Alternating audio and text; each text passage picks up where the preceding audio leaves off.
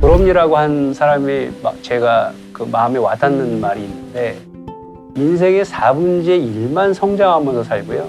그 후부터 4분의 3은 늙어가면서 보낸다고 그래요. 이게 100세 수명 시대에서 이렇게 된다고 하거든요. 그러니까 우리가 생각할 때 정말 어떤 유행가 가사는 익어간다고 하지만 익어간다고 우기면 우기는 거겠지만 대부분 다 늙어가는 거거든요. 이 늙어가는 것에 대한 어떤 그를 우리가 새로운 의미로 받아들여야 된다는 거죠. 그래서 이 웰빙이라고 하는 거는 사람이 사람답게 사는 것. 이따가 얘기하겠지만 건강 수명 얘기를 이제 할 건데 이게 이제 웰빙이고요.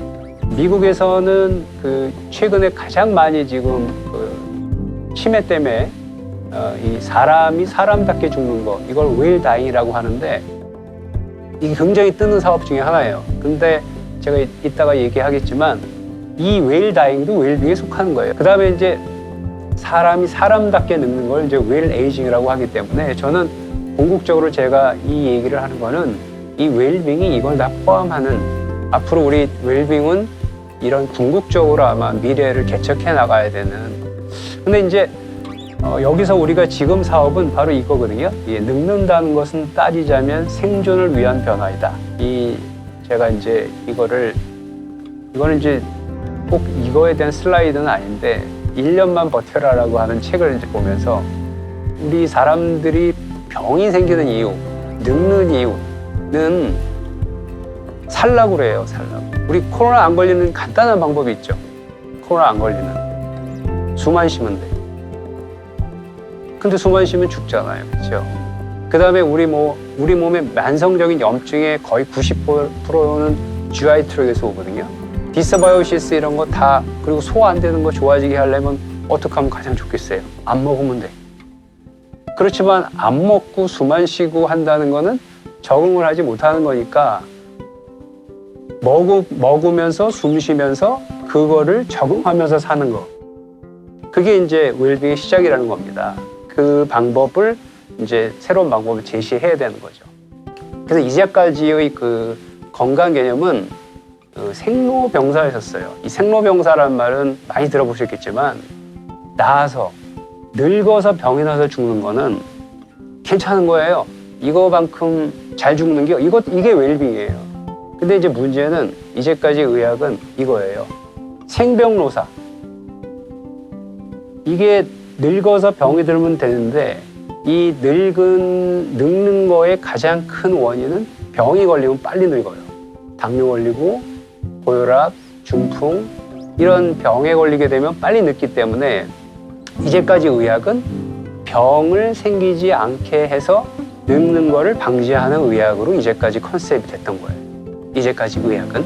그래서 여러분들 생병로사 하지 마시고 생로병사 하세요 하면 덕담인 거예요. 그렇죠? 그래서 그런 쪽에 이제 컨셉으로 이제 시작이 된 건데 근데 지금 여기 보면은 아까 그래서 건강 수명 그러니까 늙때 그 사람답게 늙어서 죽는 거 그러려면 건강 수명이라는 게 되게 중요한 컨셉이잖아요. 그래서 이 건강 수명이라고 하는 거는 보통 질병 때문에 건강하지 못한 상태 9.4세, 건강 수명 73세라는 거죠. 평균 수명은 굉장히 79, 이게 조금 올라가서 82세로 올라가는데 제가 슬라이드 만들 땐 이렇게 됐지만 근데 지금 보면은 이 9.4세라고 하는 거는 정말 그 삶의 의미가 없이 그냥 남의 도움에 의해서 사는 거란 말이죠.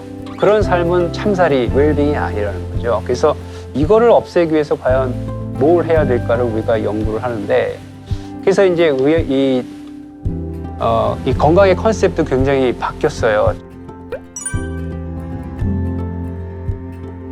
제가 저는 이제 81학번입니다. 81학번인데 이 질병 이때까지만 해도 저는 이제 질병 치료의 시대에 살았다고 생각이 되고 그때까지 대부분 다 이렇게 그 대표적인 게 항생제라는 게 개발이 됐고 또 이 중세시대 때는 예방접종이라는 어떤 천연두나 이런 흑사병에 이제 할 때 이런 쪽으로 이제 했고 이때는 공급자 이렇게 다 바뀌고 이제 제가 그 질병 치료 시대 말기에 이제 교육을 받았는데 이때는 주로 그래서 제가 생병로사 하지 않게 해주는 쪽의 컨셉이었다는 거죠.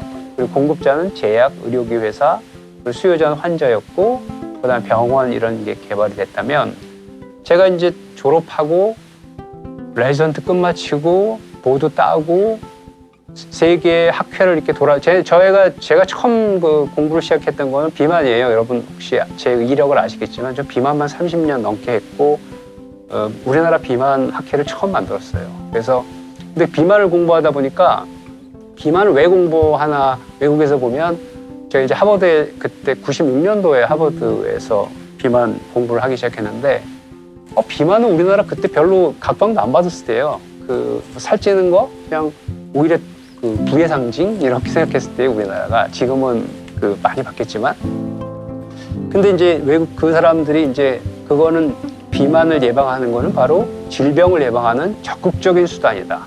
그래서 96년도 그때 제가 그 하버드에서 연수 받을 때 비만이라고 하는 거를 질병이라고 정의를 내렸어요. WHO에서. 그래서 그 코드가 ICD-10의 코드가 들어가요. 그때부터 이제 바뀌기 시작했어요. 그러면서 이제 그때부터 이제 건강 수명의 시대가 이제 시작되는 거죠. 그러니까 2000년대, 2008년 정도라고 전 기억해요. 그리고 미국은 96년도. 그때 이제 한참 이제 이 인간 지놈 프로젝트도 시작이 됐고, 그래서 이제는 건강 수명, 질병을 생기기 전에 예방을 하고 관리를 하자 이런 쪽으로 이제 했는데 그 이후에 이제 IT 시설 이런 것들이 굉장히 그 웨어러블 이런 게 되면서 지금 마구잡이는 아니겠지만 나름대로 생산을 하겠지만 이런 공급자가 제약회사, 의료기관, 병원에서 그런 사람을 포함한 IT, 전자, 하다못해 자동차, 건설 이런 데까지 다 포함되는 어떤 건강 컨셉으로 지금 가고 있다는 거죠.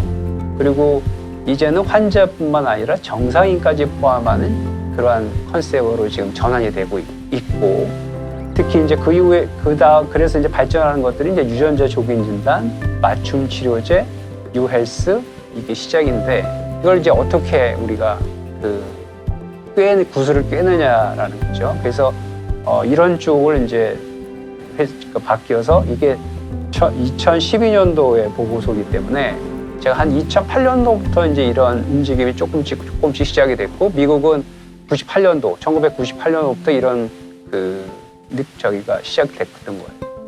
그래서 이제 이게 이제 셀즈에 2014년도에 했던 건데 이제 요람에서 무덤까지를 떠나서 태생 전부터 관리해주는. 그러니까 태어나기 전부터 유전자를 조작해서 애를 낳는 그런 시대가 곧 올 거라는 거죠. 운동 잘하는 사람, 공부 잘하는 사람, 잘생긴 사람, 이쁘고 멋있는 사람. 저는 제일 부러운 게 이쁘고 멋있는 사람이 최고 좋은. 그러니까 저는 혹시 이런 기회가 있다면 이렇게 다시 태어나고 싶은데 여러분들은 어떤지 모르겠어요. 주로 여기의 이제 질병이 이제 강조되는 게 이게 질병이 진단되기 전 디지즈 프리벤션 이런 쪽에 이제 사업들이 이제 많이 되는 거죠.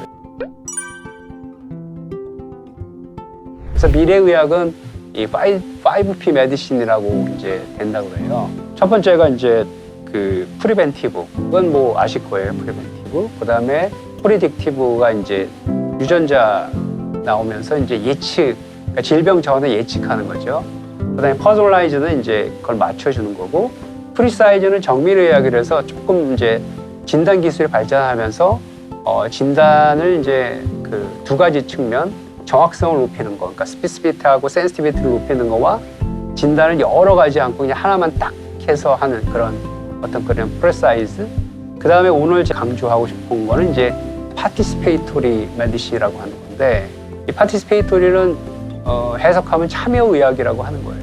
그래서 예전에는 이런 것들의 어떤 이 수동적인 역할이었다는 거죠. 의사나 어떤 건강을 제공하는 의료인, 이런 병원하고 고객과의 만남이었죠. 그리고 여기서 고객이라고 하는 건 이제 환자의 개념이 아니라는 거죠.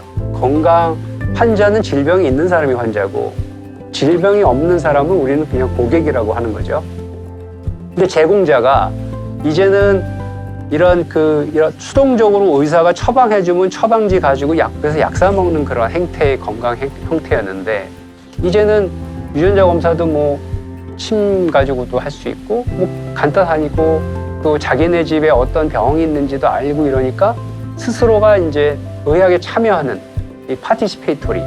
그래서 그런 그 세대들, MZ 세대들이 다 그런 우리 아들만 해도 그 이제 아빠가 이제 운동도 잘 안 하고 그러니까 자기 방에다가 홈트를 만들어서 매일 운동하고 그리고 건강식품도 내가 먹는 거 뭐 먹나 이렇게 봤다가 다 따라 먹고 뺏어 먹고 갑자기 없어지면 다 먹었어.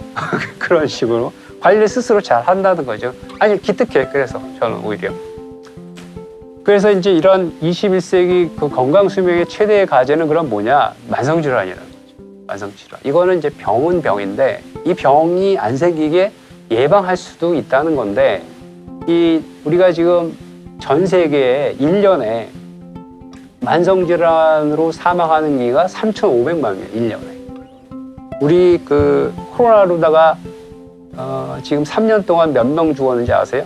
620만 명. 근데 만성질환은 3,500만 명이 매년 죽어요.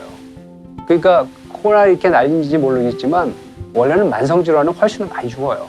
그래서 주로 죽는 것들이 이제 이런 것들, 만성질환 계통들은 이제 이런 심혈관 질환, 암, 천식, 뭐 외국 같은 경우 그다음에 당뇨병, 뭐 이렇게 쭉 있는 거죠.